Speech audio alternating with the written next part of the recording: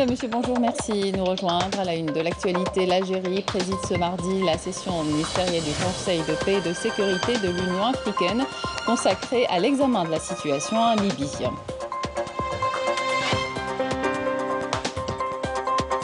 Deuxième et dernier jour de la première édition du Salon national de l'innovation au Centre international de conférences Abdel Tefrahel, où nous avons rencontré de jeunes inventeurs venus de plusieurs villages du pays dans l'espoir d'attirer l'attention des investisseurs. Les rayonnements ionisants et leur effet sur votre santé. On s'y intéresse ce matin au Centre de recherche nucléaire d'Alger. Plusieurs expériences sont menées dans le laboratoire de dosimétrie qui veille justement au quotidien à l'évaluation des impacts du rayonnement magnétique sur la santé publique. Et puis on terminera le journal avec une exposition de céramique et de poterie au Palais de la Culture intitulée « Expression artistique de terre et de feu ». Une quarantaine d'artistes y participent. Bienvenue à tous. L'Algérie préside ce mardi la session ministérielle du Conseil de paix et de sécurité de l'Union africaine consacrée à l'examen de la situation en Libye. La session ministérielle du CPS que préside le ministre des Affaires étrangères, Sabri Bourgadoum, se tient dans un contexte marqué par des progrès tangibles réalisés dans le cadre du dialogue interlibyen issu des conclusions de la conférence de Berlin sur la Libye tenue en janvier 2020.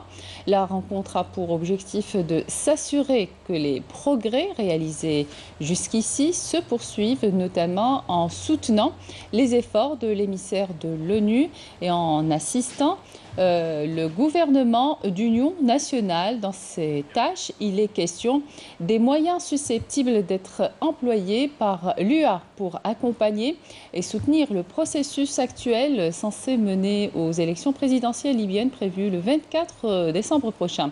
Les participants examineront aussi les moyens à employer pour soutenir les autorités libyennes en matière de réconciliation nationale, d'amélioration de la vie des Libyens. Les membres du CPS auront à discuter également des mesures concrètes à adopter afin d'empêcher les ingérences étrangères en Libye, de la mise en œuvre de l'embargo de l'ONU sur les armes et de l'accélération du retrait des troupes étrangères et des mercenaires.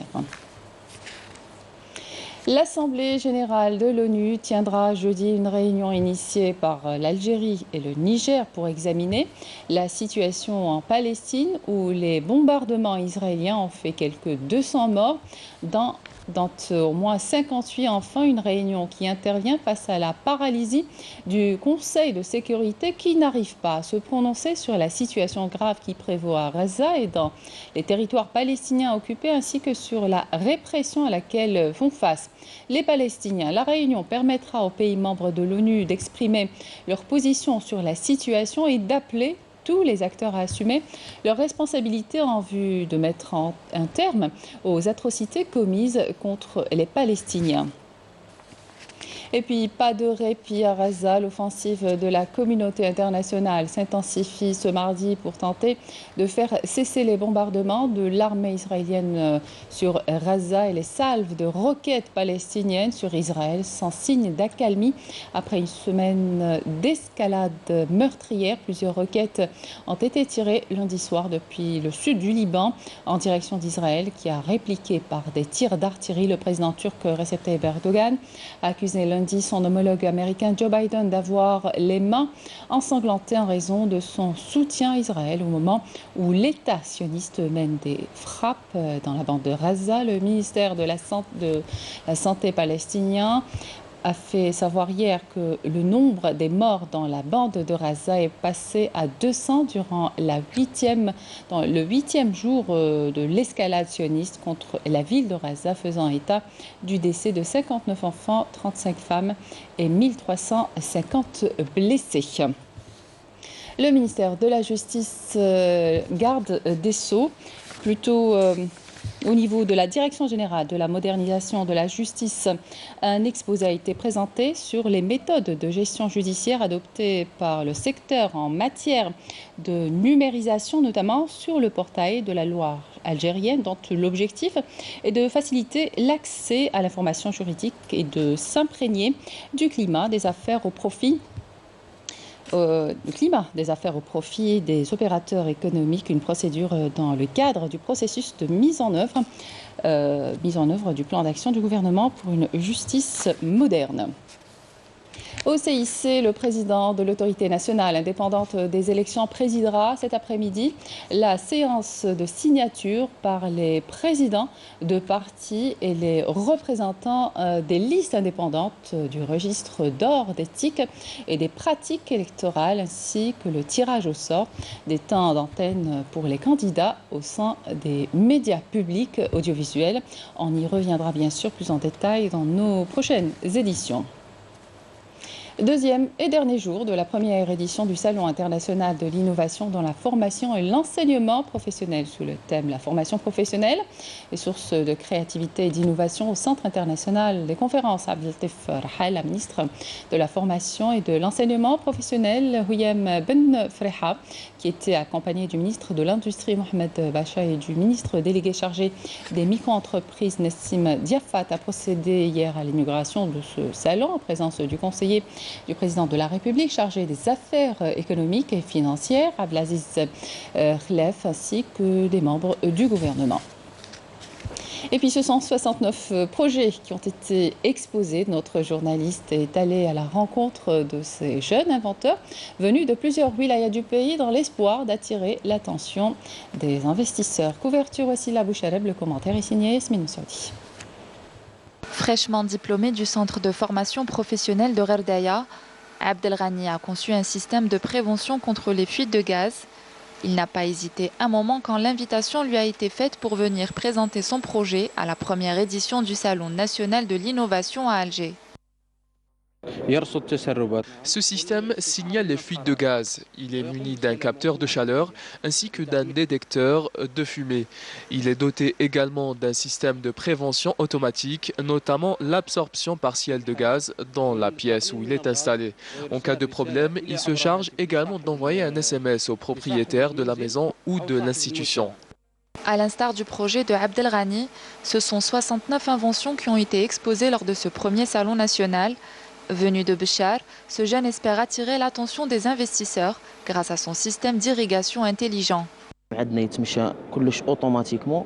Ce système fonctionne seul, il est 100% automatique. Par exemple, dès que le réservoir d'eau se vide, il se remplit automatiquement. Il est capable aussi de déclencher les arrosoirs dès que la terre a besoin d'eau. Et il s'arrête dès que la parcelle de terre a été suffisamment irriguée. Grâce à leur invention dans le domaine de la communication, ce groupe de jeunes aspire quant à eux à révolutionner le système de téléphonie interne des entreprises. Nous avons mis en place un réseau téléphonique destiné aux entreprises. Cela consiste à avoir un système de téléphonie propre à l'établissement, ce qui lui permettra de communiquer à moindre coût, et ce grâce à la virtualisation du réseau. D'autres domaines d'activité sont présentés lors de ce salon, notamment l'agroalimentaire, l'électrotechnique, l'hôtellerie, la restauration et le tourisme. Un salon qui vise à mettre en valeur le potentiel des jeunes porteurs de projets et les aider à entrer dans le monde de l'entrepreneuriat.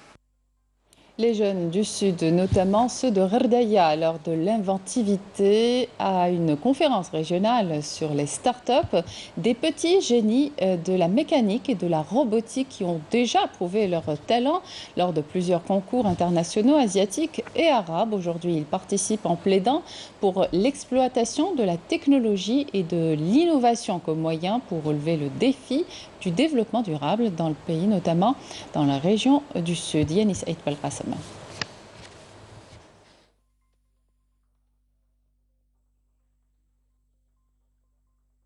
Qui ont présenté leurs produits et services. Un salon d'optimisme d'avenir qui a permis à ces peut-être futurs entrepreneurs ou innovateurs de présenter les meilleures expériences en matière de start-up et d'entreprises innovantes. Ce salon est une opportunité pour moi pour présenter mes travaux faits en 3D. Aujourd'hui, je propose mon projet en cours de concrétisation. Ce produit permettra à l'avenir de consommer moins d'énergie. Mon projet est un suiveur de ligne et un détecteur d'obstacles. Une innovation qui peut être utile et intéressante dans les grandes usines. Pour certains innovateurs, ce salon était l'occasion de créer une synergie. Pour d'autres, ils ne sont pas leur première participation dans ce genre d'événement, à l'exemple de ces deux petits génies de la mécanique qui ont participé à plusieurs concours internationaux. Ce robot que vous voyez ici est prévu pour participer au concours international sumo. Nous avons participé à plusieurs concours tels que le salon des innovations asiatiques, mais aussi celui de Oman, de Corée, également au salon de championnat arabe de 2018. Le ministre de l'énergie et des mines et le ministre délégué auprès du Premier ministre chargé de l'économie, de la connaissance et des startups ont visité ce salon en marge de la conférence régionale des startups dédiées au Wilaya du Sud. تطبيقات صغار انتم تخدموهم دوكا حنا نخدموهم شوف بحالات دركا المؤسسات الناشئه في اطار هذا الابتكار لازم تشوفوا مع مجموعه نمروا لانشاء مؤسسه لانجاز هذا اللعب. Cette machine permet de nettoyer les panneaux solaires. Ce robot peut être nécessaire pour les stations d'énergie. Cette manifestation est considérée comme un élément important et porteur d'optimisme à l'avenir, démontre que les startups innovent et qu'elles peuvent créer de l'activité. Un salon régional qui fait valoir ce territoire du sud algérien, il permettra de mettre en relation des startups et des acteurs de l'écosystème de l'innovation, notamment les institutions et les structures d'accompagnement et les jeunes investisseurs porteurs de projets. Éducation nationale, la révision des statuts des travailleurs de l'éducation a été débattue lors des premières séances de travail bilatérales ayant regroupé hier le ministère de l'Éducation nationale avec les syndicats du secteur. L'accent a été mis sur les revendications relatives à l'amélioration du pouvoir d'achat, au droit à la retraite sans condition d'âge et aux libertés syndicales. Cette rencontre intervient dans le cadre de la mise en œuvre des instructions du président de la République, Abdelmajid Tebboune, pour l'ouverture du dialogue avec les différents partenaires sociaux en vue d'améliorer la situation socio-professionnelle des affiliés au secteur et de réviser le statut de l'enseignant. Le ministère a promis de résoudre les questions relatives à des points liés au recrutement, au recours aux instituts supérieurs ainsi qu'au règlement des salaires en suspens. Pour des raisons de radioprotection, des recherches sont menées en permanence par le CRNA, le Centre de recherche nucléaire d'Alger, dans ses différents laboratoires, à savoir le laboratoire de dosimétrie qui veille quotidiennement à l'évaluation des impacts dus au rayonnement ionisant sur la santé publique. Reportage Jazia Bayou. Doté d'un laboratoire de dosimétrie, le Centre de recherche nucléaire d'Alger effectue en permanence des investigations pour l'évaluation de l'impact des rayonnements ionisants, à savoir les rayons X et gamma émanés dans certains secteurs d'activité.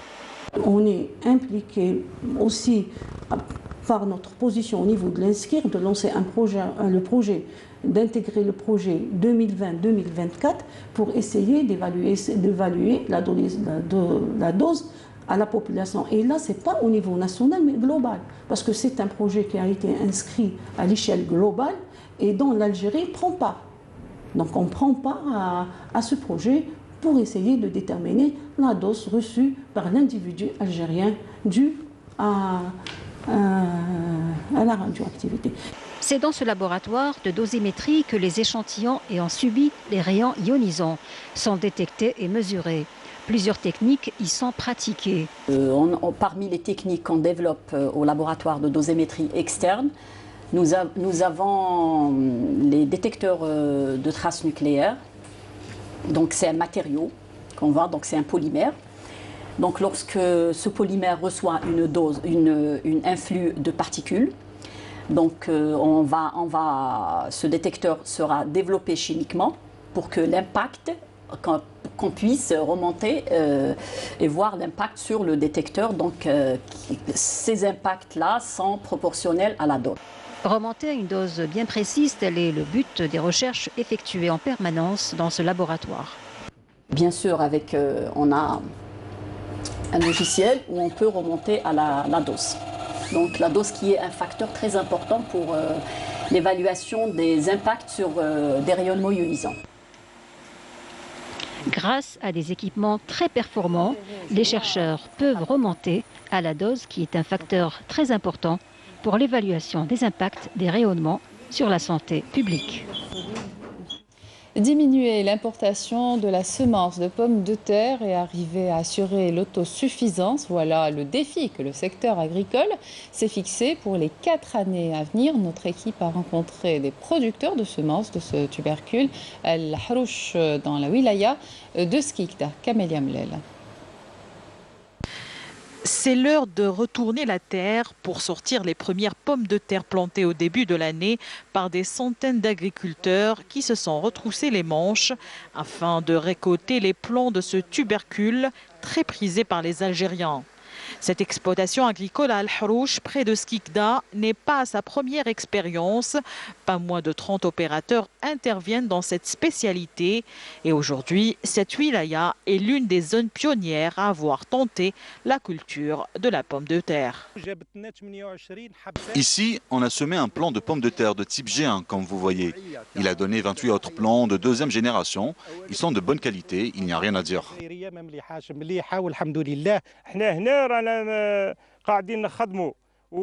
Nous essayons toujours d'améliorer la qualité de ce produit, mais aussi d'augmenter sa production. Ici, dans cette région, nous produisons beaucoup plus. La variété Spunta, elle est résistante et très demandée sur le marché.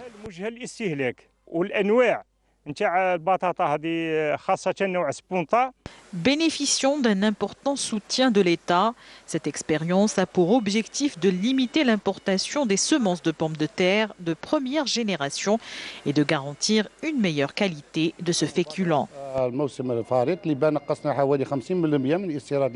Cette expérience nous a permis de baisser l'importation de plants de pommes de terre à 50%.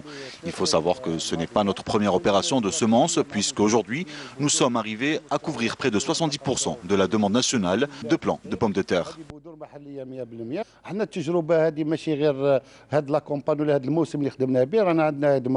Skikda a su au fil des années se forger une solide réputation de région productrice de pommes de terre d'importance nationale. Elle est classée en 2e position en matière de plants de pommes de terre, parvenant non seulement à couvrir largement ses besoins en plants, mais en assurant aussi l'approvisionnement de 20 autres wilayas. Je vous le disais en début de journal, l'Algérie préside ce mardi la session ministérielle du Conseil de paix et de sécurité de l'Union africaine consacrée à l'examen de la situation en Libye. La session ministérielle du CPS que préside le ministre des Affaires étrangères, Sabri Boukhadoum, se tient dans un contexte marqué par des progrès tangibles réalisés dans le cadre du dialogue interlibyen issu des conclusions de la conférence de Berlin sur la Libye tenue en janvier 2020. La rencontre a pour objectif de s'assurer que les progrès réalisés jusqu'ici se poursuivent, notamment en soutenant les efforts de l'émissaire de l'ONU et en assistant le gouvernement d'union nationale dans ses tâches. Les membres du CPS auront à discuter également des mesures concrètes à adopter afin d'empêcher les ingérences étrangères en Libye, de la mise en œuvre de l'embargo de l'ONU sur les armes et de l'accélération du retrait des troupes étrangères et des mercenaires. Je vous propose d'écouter le ministre des Affaires étrangères, Sabri Boukhadoum.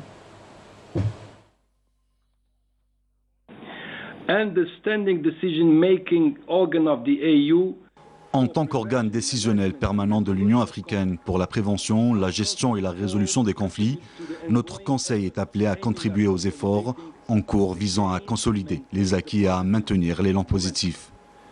Plus précisément, nous devons unir nos efforts avec les Nations Unies pour mieux aider le gouvernement libyen d'unité nationale à réaliser les principales priorités de son plan d'action, y compris dans les domaines suivants. Premièrement, au niveau politique, en organisant des élections inclusives le 24 du mois de décembre, reste au centre de l'attention. L'Union africaine doit aligner ses efforts sur cet objectif commun et apporter sa contribution pour assurer le succès de ce processus ainsi que la réconciliation nationale et la réunification des institutions nationales.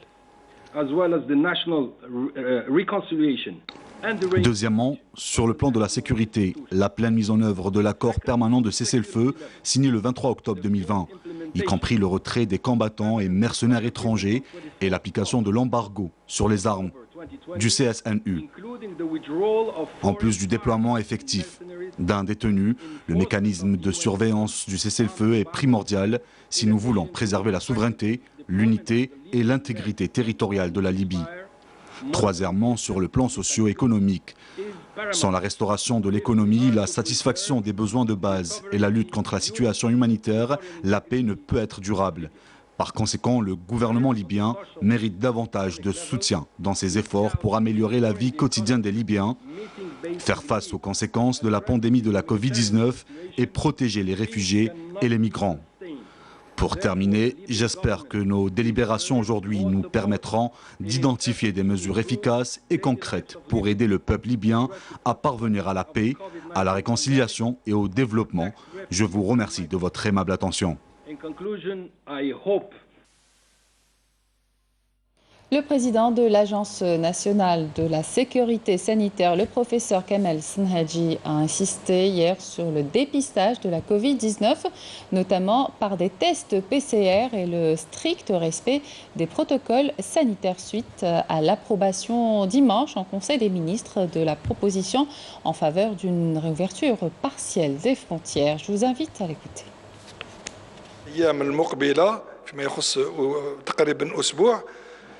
Dans près d'une semaine, un protocole sanitaire strict sera mis en place dans 3 aéroports du pays, à savoir Alger, Oran et Constantine. Les tests sont réalisés au niveau des aéroports et des postes frontaliers grâce à la mise en place de laboratoires équipés et des techniques nécessaires. Bien évidemment, l'analyse de la PCR est le seul et le meilleur moyen pour dépister la Covid, car elle est fiable pratiquement à 100%.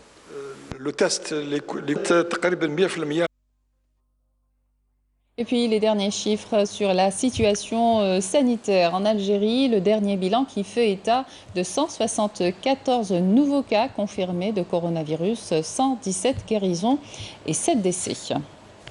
À l'étranger, la présidente de la Ligue sahraoui pour la défense des droits de l'homme et la protection des richesses naturelles, Sultana Sidi Brahim Khaya, a imputé à la communauté internationale la responsabilité des graves violations à son encontre de la part de l'occupant marocain qui l'assiège obligatoirement dans la ville de Boujdour occupée. Dans un message adressé à nombre d'organismes et instances onusiennes des droits de l'homme, illustrée par des photos, la militante a passé en revue les violations auxquelles sont exposées sa famille et elle depuis le premier jour de leur assignation à résidence en signe de représailles suite à ses positions politiques et son combat sur le terrain en faveur de la liberté du peuple sahraoui.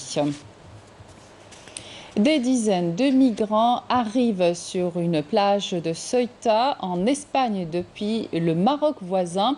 En une journée, au moins 2700 migrants, dont 1 millier de mineurs, sont parvenus à atteindre l'enclave espagnole par la mer ou par la terre, un record.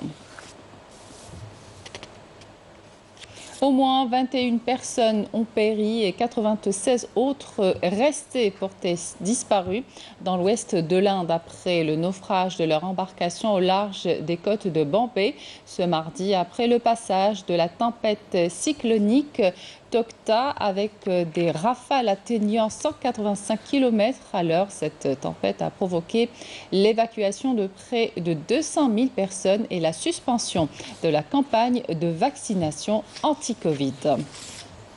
Retour en Algérie avec cette exposition dédiée à la céramique et à la poterie intitulée « Expression artistique de terre et de feu » qui a été inaugurée hier au Palais de la Culture. Il s'agit d'une exposition qui réunit les œuvres de plusieurs artistes algériens venus des 4 coins du pays, objectif étant de mettre en avant les talents créatifs algériens et leur offrir un espace pour promouvoir leur production. Commentaire Walid Yousfi.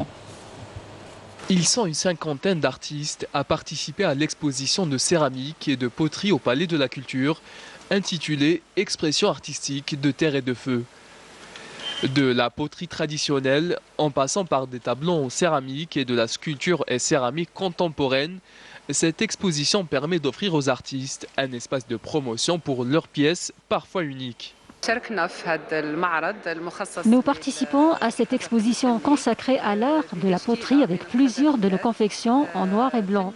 Nous faisons toujours des recherches pour nous améliorer encore plus. J'ai ouvert un atelier de céramique pour former les jeunes qui s'intéressent à ce domaine. Je souhaite perpétuer cet art. Cette exposition de céramique et de poterie est l'occasion aussi pour les artistes venus des 4 coins du pays de mettre en avant leur talent et aller à la rencontre des amateurs de l'artisanat d'art. Nous avons conscience que cette activité artistique a été touchée par la pandémie à l'instar de plusieurs autres secteurs. Des expositions comme celle-ci donnent l'occasion aux artistes de rencontrer les amateurs d'art et de vendre leurs produits. Nous œuvrons aussi, de notre côté, à promouvoir toute cette production algérienne à l'étranger.